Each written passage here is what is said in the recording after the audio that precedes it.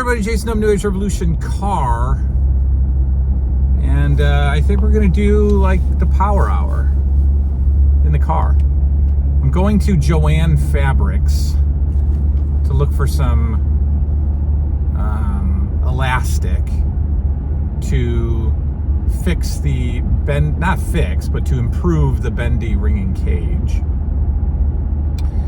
And then I'm going to go to Lowe's to get some shelving because I'm going to make a small change in the room. Don't worry, folks. Don't get all nervous. Just a small change, because actually we need one of my bookshelves in the other part of the basement to put all the kids' books on to make more room. Trust me, I know what I'm doing. So I figured we didn't do the power hour yesterday because the schedule of shows has been all over the place. So real quick, well, not real quick, but the power hour. Let's do it. It's one of them's my topics, one of them is yours. I can't remember who sent me the question because I don't have the information in front of me. So I'm sorry. I'll put it in the description maybe. If you can live without your shout out, I apologize. So the career is at an interesting crossroads, I guess. So for those who aren't in the know, I have been, I'm in mental health. I'm a mental health and addictions therapist. I worked, as everybody does, for clinics and hospitals and whatevers for, since I was 25. And then 13 years ago or so, I started my own practice, but was only doing it part-time. And 4 years ago now, I think, 4 or 5, I left the public sector and went completely private because I got connected with insurance companies, and it changed my game, changed my life to be able to do that, to be self-employed. So, all right, so that's where I'm at. Well, I've been renting an office for 15 years.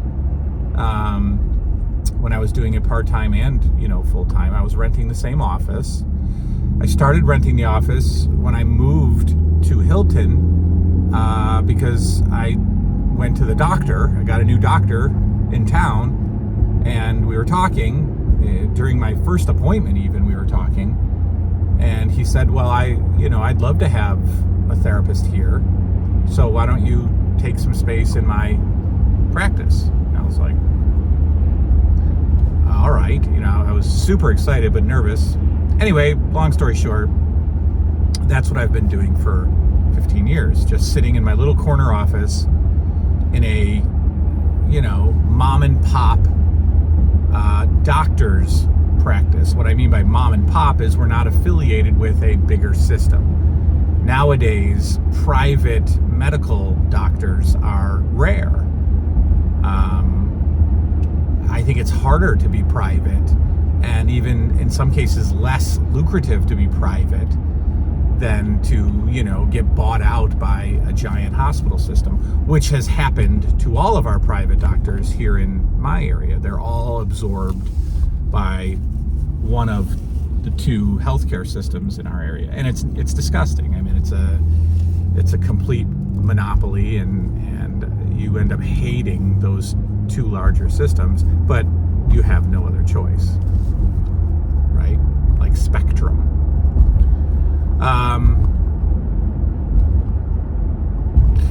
So the doctor has a practice in a town about 20 minutes from here, 25 minutes from his Hilton office. He has 2 offices.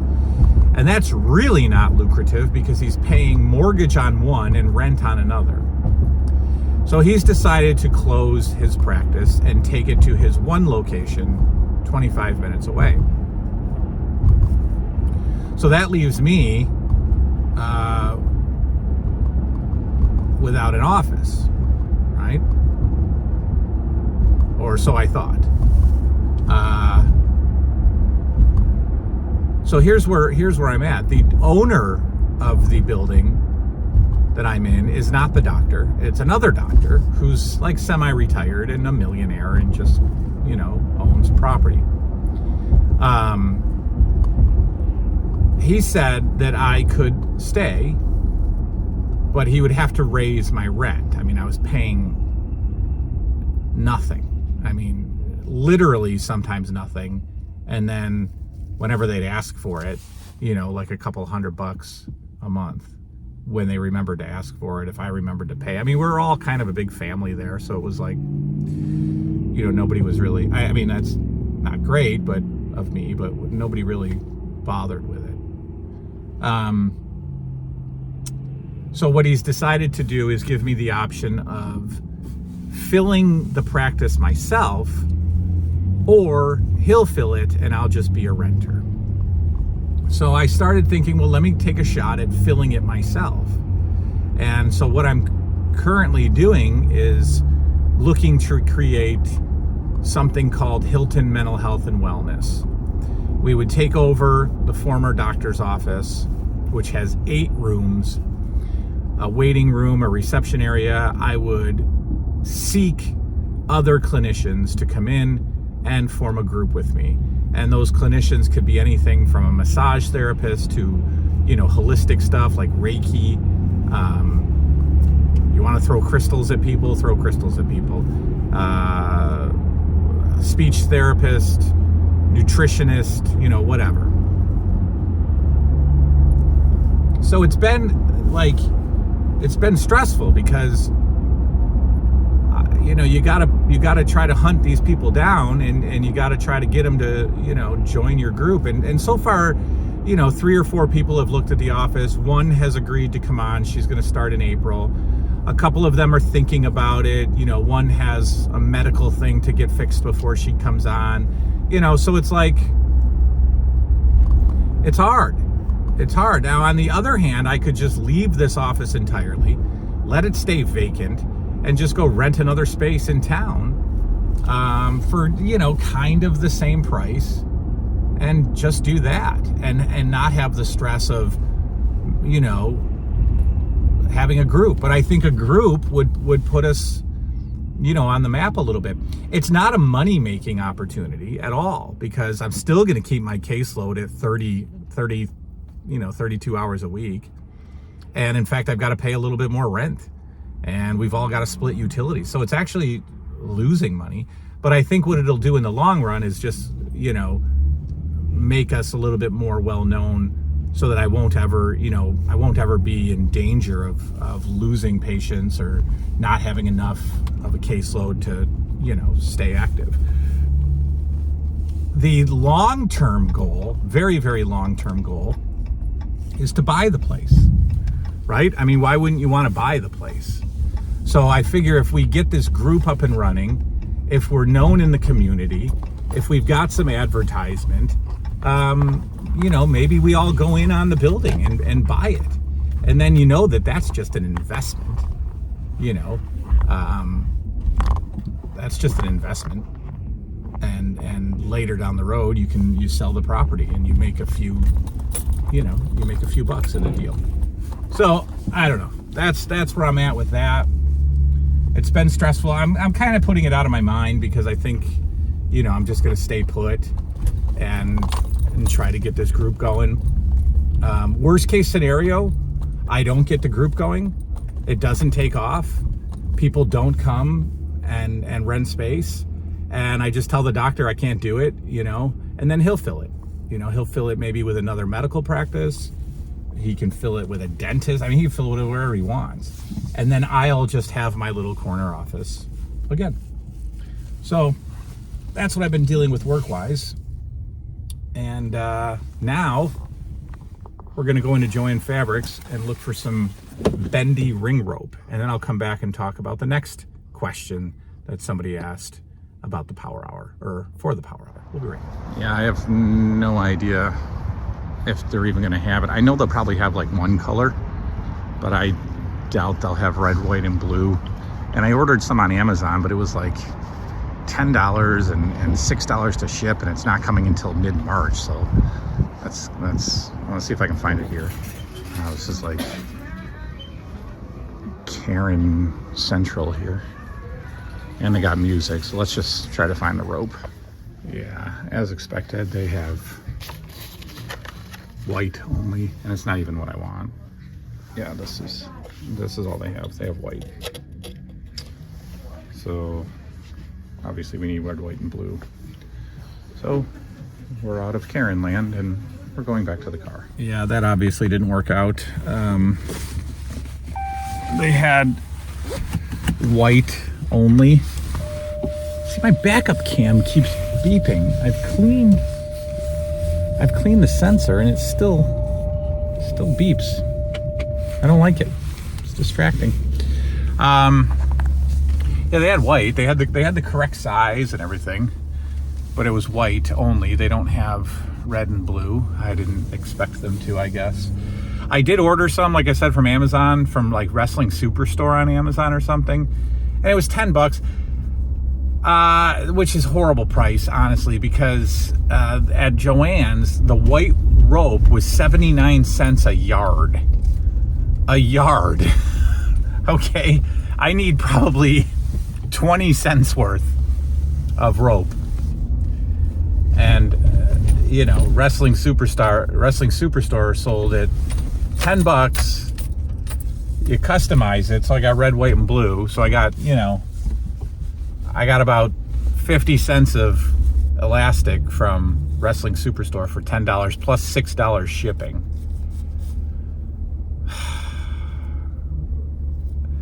Am I getting cheap? I mean, like I get so frustrated with guys, what are we doing? We're contributing to the madness of the economy by agreeing to these prices, right? I just saw the rope price. It's 79 cents a yard for elastic. And you don't need a yard for your bendy ring. You need, I don't even know, a foot?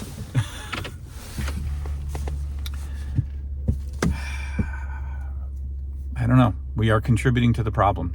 And now I'm going to contribute to the problem again by going into Lowe's and looking for some shelving brackets. And we're gonna start. We're gonna make a small improvement in the world, in the room, not in the world. I think improving the room does make a small improvement in our worlds, right? Right? All right, so let's go do that. Let's go to Lowe's and spend more money. All right, so this place usually has the wood that I use for all my shelves. And then we're gonna go get some brackets. And then we're gonna go back in the car and we're gonna answer another Power Hour question. This time about 90s wrestling figures, so get ready for that.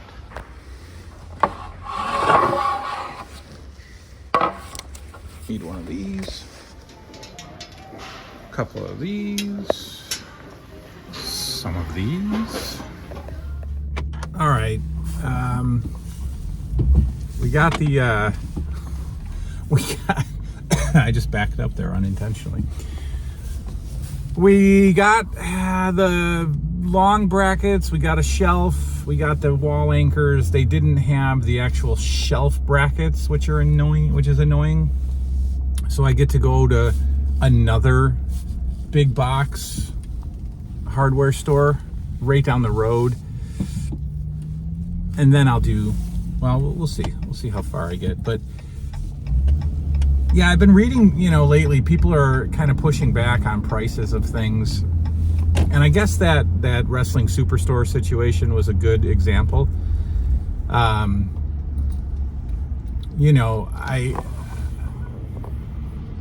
paid $10 again for about 50 to 60 to 75 cents of elastic. And then paid $6 to ship it. and I had some Amazon credit, so it ended up costing me like $12. And obviously that's not that big a deal, but I'm really getting frustrated with the principle of things, the principle of prices of things. It's really, really frustrating. And honestly, what jump-started this was the WWF magazine situation and how, stupidly expensive they are. The two that I have coming, I won for $5 each. No bids. Mine was the opening bid, $5 each. And one of them is an 86. So one of them is older. There's an Undertaker magazine on there for $175. And it's listed right amongst the other ones that are all listed at $20 and $24. And even those prices are stupid. But then what's the stupidity of the guy that lists it? And then he has to have looked up. When you list an item, you look up the other items or the other, other auctions of your same item. You just do, right? Everybody does that. And he's got it listed for $175. Yeah. So look, I put my Rambo figures on eBay. I put them on eBay because I'm starting to change my mind about the collection. The Rambo figures never meant anything to me. I just started buying them, and I just started buying more and putting them on a shelf, and they're doing nothing for me. So I listed them. Now, the lot that I have sold, a smaller lot sold for $500. And I have two rare figures. I have two harder to find figures, or more expensive figures, rather. T.D. Jackson, which is a $99 figure, and then another guy with a big beard and bushy hair, and that just shows how much I know about the figures. I don't know who I have, but all my figures are complete for the most part. I got tons of weapons. I have the two harder to find or higher priced figures. I have two vehicles. I have a couple of carded items, boxed items, whatever. And so I listed mine for $700 with a best offer. And guess what? Guess what I'm going to take? I'm going to take $450. I'm going to take $500, right? That's how you do a best offer. You don't list it for $700 best offer and take $680, right? I'm going to take $500. So my Rambo figures are up on eBay right now. Chuck Norris might go up eventually, and I'll just use that money to buy the Universal Studios trip. But I don't know. I'm looking at things are changing in the collection room. Things are changing. Things are changing. It's gonna lean more toward an 80s comfort room.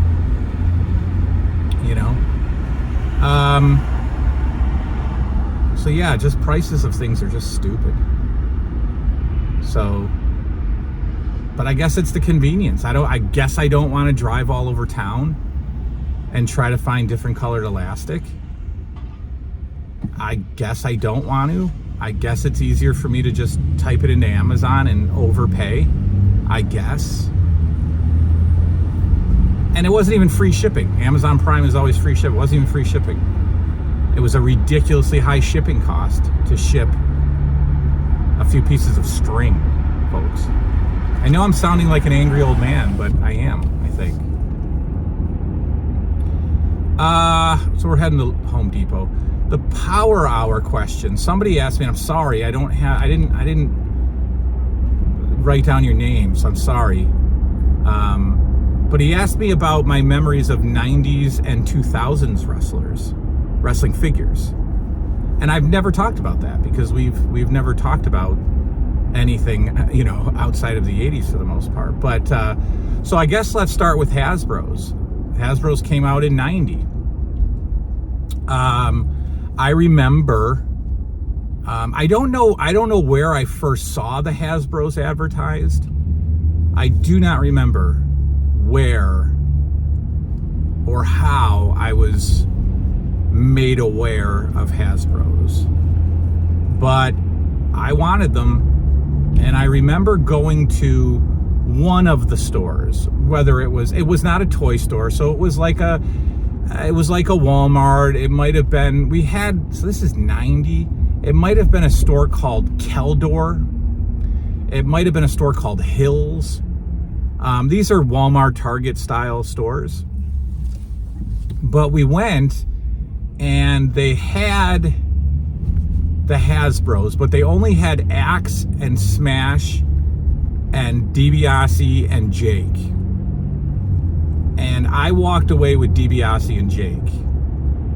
Now, those were $4.99 back in the day, back in 1990. And I walked away with 2 of them, being an obsessed wrestling figure fan. Having gone through the grief, the loss, the separation from LJNs, the end of LJNs. Here's my next line of wrestling figures, the Hasbros.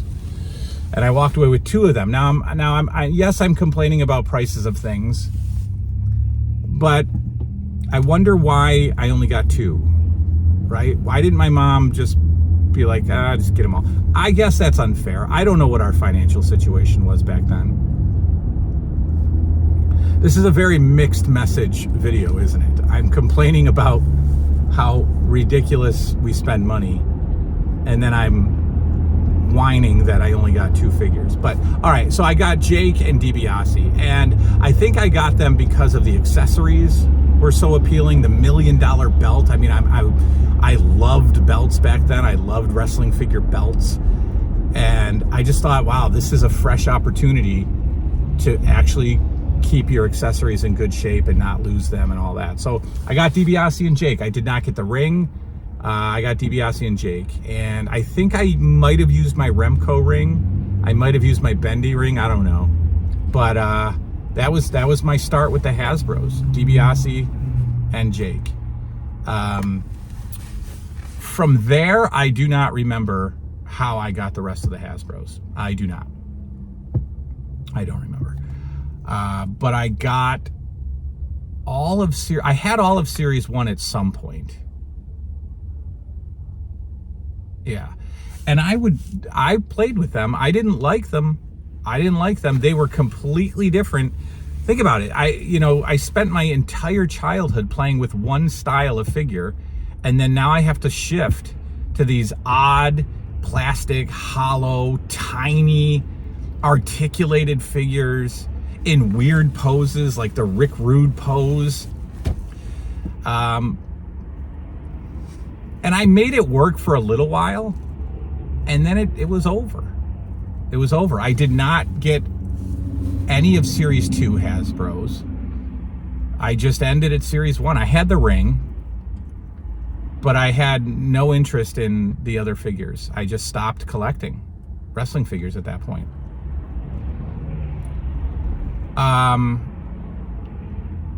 I think I was playing more with Galoobs at that point. I was playing still in 90, 91, 92. I absolutely was still playing with wrestling figures at the age of, 16. But I think I was more focused in on the Galoobs. The Galoobs were huge for me. Being an NWA fan, I'd always kind of fantasized about having, NWA figures, and the Galoobs, made that happen. So I played a lot with those. And then it was just I didn't go any further. I did not collect any more Hasbro figures until I think I was like out of high school. When did Hasbro end? 94?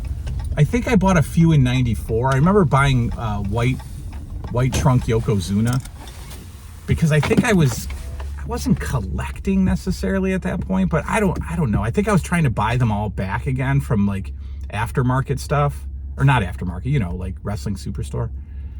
I don't know why. I mean, I wasn't like into them. I don't know why. I'm going to go into Lowe's, and then we're going to talk about Bone Crunchers and Classic Superstars and things like that. I'll be right back. Oh, how annoying. They didn't have it either. Home Depot didn't have it. That's so dumb. I don't understand this. There's a brackets that I've been buying for a decade, and they suddenly don't have them anymore. So I don't know. I'm gonna go somewhere else. All right. So I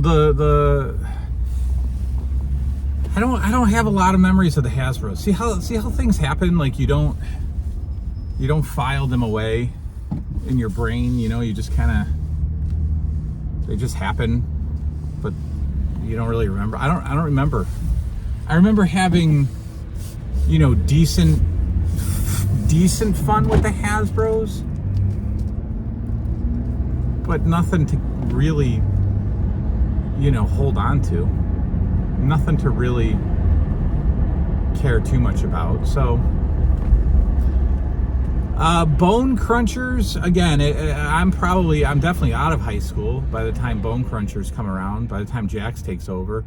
So what is that, like 90, it's not 96, it's probably like 99, 98, whenever Bone Crunchers came out. And I liked them, and I bought them. I can't remember all the series that I bought. I can't remember if I kept buying them. I remember having a lot.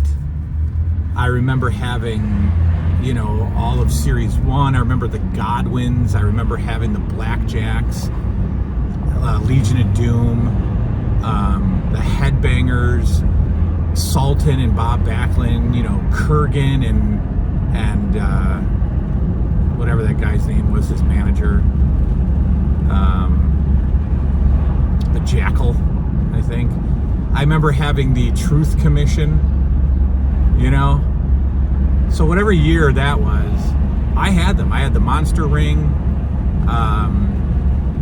which was just the LJN ring, and remembering back, it didn't freak me out at the time that I had bought basically an LJN ring in '99 or so. It didn't freak me out that I owned an LJN ring.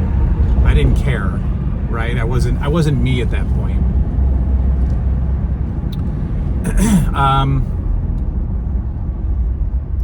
Trying to think what's the quickest Lowe's.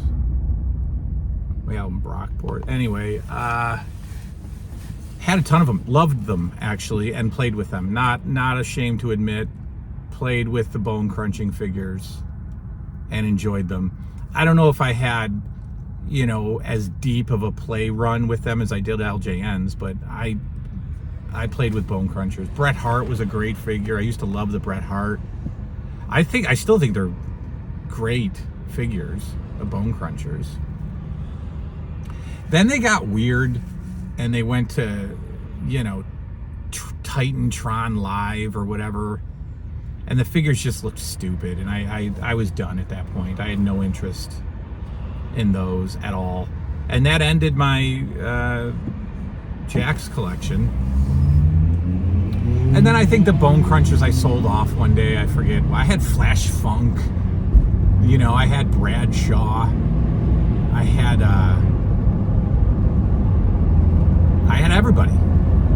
They had weird ones. I had Vince McMahon, Jim Ross had a figure, I think, right? The War Tony, whatever. Remember that? Some of you will know.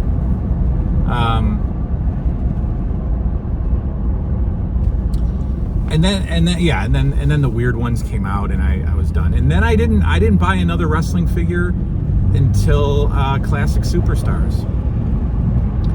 And I'll tell you, Classic Superstars was massive for me, and it was more during the time that I was me. I was collector guy me. And so when Classic Superstars came out and we started seeing these ridiculous names like Chief Jay Strongbow and Killer Kowalski, and the Rock and Roll Express, I was blown away. And I went after them like crazy. And I would I'd go to Toys R Us, they'd have the new series, I'd walk out with all 6 figures, $129, $139. I'm coming out of there with them. And I just collected. And it was right when I moved into the house. And my collection room was actually Finley's bedroom now. And really it was just shelves on the wall of classic superstars. And at one point I had 2 full bookshelves of classic superstars. I just loved them. And everybody hated them because Jack's was such a lazy toy company. And they just, I mean, I don't care much about scale, I guess, but like, some of the figures were like massively oversized. I remember like the Mick Foley figure, the Mankind figure or whatever. I don't know, but some of them were just so big and dumb. It just made no sense. And then I guess at some point the Classic Superstars line ended and I was done. And I didn't care about them anymore. And I had moved my room downstairs to where it is now. And I just, when I was looking at the shelf, I just saw money. I didn't see joy. I didn't see any passion. I just saw money. So I was like, I'm selling them. And I think I sold my whole collection for like $1,000. I don't know. And that was it for Classic Superstars. And then Mattel came out. And Mattel had the, whatever they were called, Legends, or I think they were Legends. And I got, I don't even remember who was in Series 1. But I remember having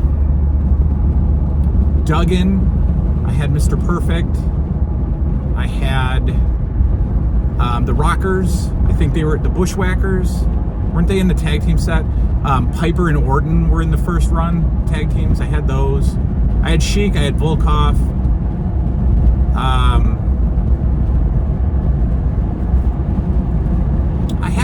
I had maybe 10, 15, 20 figures of the Mattel, and that was going to be my next obsession, but then it died really, really quickly. I didn't care, and I got rid of those and never went back. And there's been, and then obviously the AEW run for my kids, but there's been enticing things come out, the Hasbro re-releases. You'd think I'd be into those, but I'm not. I'm not even into the Hasbros. So I didn't get the Hasbro re-releases, like the WWE Hasbro, with Braun Strowman and Sheamus, and mixed in with like one classic guy.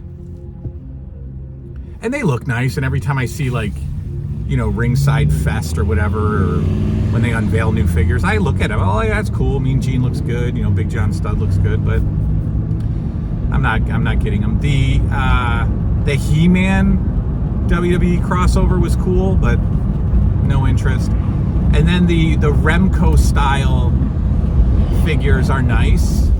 The Walmart, I think they're just called Superstars. Those are nice. They look cool. No interest.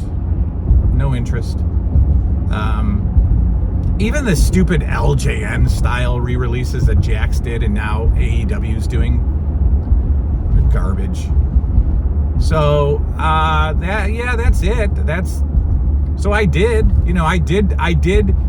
buy something from every toy company that came out with, every mainstream toy company. I did buy from Jax, I did buy from Mattel, and then I ended it. And then nothing, and I don't know if it's because it's got a modern touch to it, if there's all the stupid articulation. I don't know if it's just because the WWE label is slapped on it and, they're trying to bring back the glory days, and to me, they're failing miserably. I don't know if that's why I'm boycotting them. Not even boycotting them, I just don't have interest. I just don't care. So, yeah, there you go. There's my adventure with wrestling figures, even into the 2000s, folks. 2000s. All right, I'm going to go hunt down the brackets and conclude here. Thanks for hanging out with me. We drove around. I'll probably put up an LJN video later tonight. Or maybe just this goes up tonight. I'm not sure. But LJNs will either be tonight or tomorrow, revisited. And then we continue. That is all. Good night now.